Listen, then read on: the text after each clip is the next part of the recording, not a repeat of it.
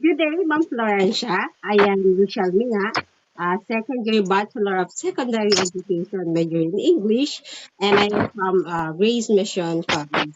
And thank you very much for accepting my request for this online interview. And this interview is part of our activity entitled Learning with Indigenous Communities, Awareness and Action. Your insights will help me and my classmates understand the culture and traditions of the Ifugao people. May I begin by asking a few questions? But first, let us know who you are and introduce yourself, ma'am. Thank you po. Go ahead, ma'am. Hi, I'm Florencia Munar. Just call me Fem in short. Okay. Have a good day, Rachel. Nice meeting you again. And I hope I can share with you some thoughts and traditions of Ifogaos.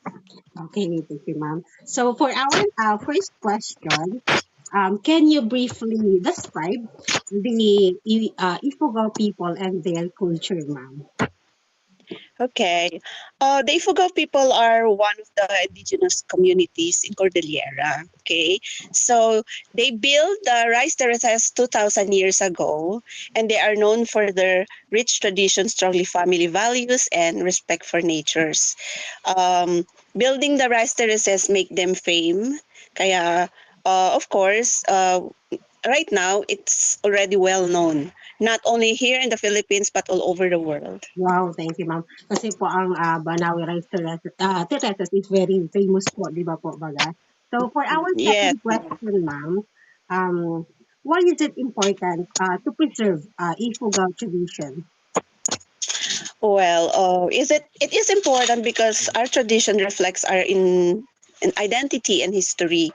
By preserving them, we honor our ancestors and ensure that future generations continue to appreciate and practice our cultures. And right now, actually, hindi na siya na follow because of the um, advanced technologies and advanced thinking of the people, especially for the youth. Okay. Oh, wow, very nice and very informative Mm. statement po, ma'am. And my next question is for what challenges does the Ifugao community face today? Okay, some of the challenges includes climate change, Okay po. fewer young people continuing traditional farming, and the gradual loss of indigenous language and custom because of modernization. Some of my friends actually, I've known some of the Fugaos na hindi na nila ginagamit yung buong fields nila to follow kung ano yung ginagawa nila for farming because nakadestin na sila dito sa city. So most probably, yung mga old days or old lolas and lolos nila actually is very old enough to continue kung ano po yung ginagawa nila about dun sa mga cultures and other, especially in farming. Tapos yung language, it's already a mix. They talk about Tagalog already, in English, and sari-sari na, and it's already a tawag dito, nationality here in Calderiera kasi may mga foreigners na rin na nagstay dito. So alam mo naman yung mga influence nila is big influence from them or for them para sa ibang tao na nakakasalamuhan nila. Sabagay po, ma'am, kasi sa panahon ngayon talagang mix na yung mga tao, yung mga tao kung saan-saan na nanggagaling. So yung mga native na ano, minsan umaalis na rin. Yes, nawawala. Nawawala na. So ma'am, Now, for my we're question power na number, nga siya. apo. So for my question number 4, ma'am, what makes the Banawi rice terraces important to Ifugao people? Banawi rice terraces are more than just beautiful landscape before. They present the wisdom, patience, and unity of our ancestors. They are part of our identity and are symbols of our culture heritage. Pero ngayon, it's a tourist spots na. nakakalimutan niya yung importance of how terraces built before. So, tourist pass ang dating sa kanya kasi as we all know, marami ng tourist ang pumupunta dito. Kaya yun yung habol nila, yung scenery, yung beautiful terraces, pero hindi na nila inuungkat kung ano yung pinanggalingan ng rice terraces. So yun yung medyo nakakalungkot sa ngayon. Kaya hopefully sana mabigyan ng halaga ulit at ma-feature ulit yung how they build and how important rice terraces is for them. Okay, ma'am. So, ma'am, for my question number 5, how can students help preserve Ifugao culture po? Students can learn about indigenous culture. So every now and then instill naman sa kanila yung history about Ifugao.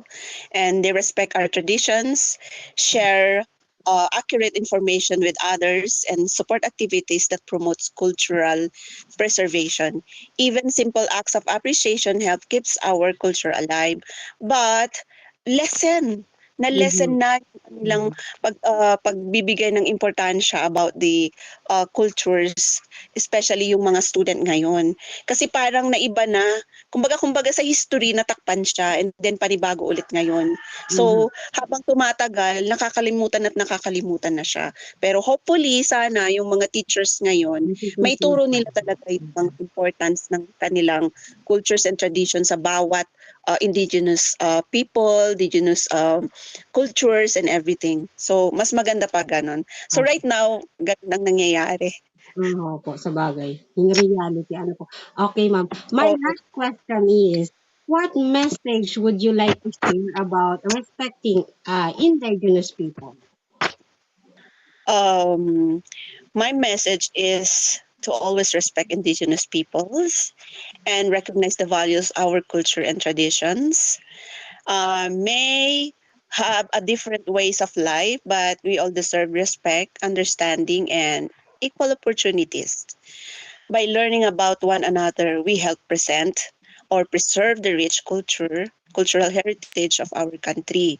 Kasi ngayon, usually, hindi na masyado nilang nire-respect ang mga Okay. indigenous people. Medyo nakakalungkot. Kaya yan ang gusto ko sana, respect pa rin, matitira pa rin yung respeto natin sa mga indigenous people because they are also part of our ang tawag dito, kapareho rin pa rin natin silang Pilipino. Yes po. O kasi yung iba may ano nga may ang tawag dito, may discrimination. So Mhm. nakakaawa din. Nakakalimutan Nakakalungkot, ano sila, po. nakakalimutan sila. Oo. Opo. Overpower sila ng mga foreigners ngayon. Yes. Kaya that's sad. So Yes. yun lang ang aking message for Thank you. indigenous people. Thank you very much, Ma'am Florence, for sharing your knowledge and experiences with us.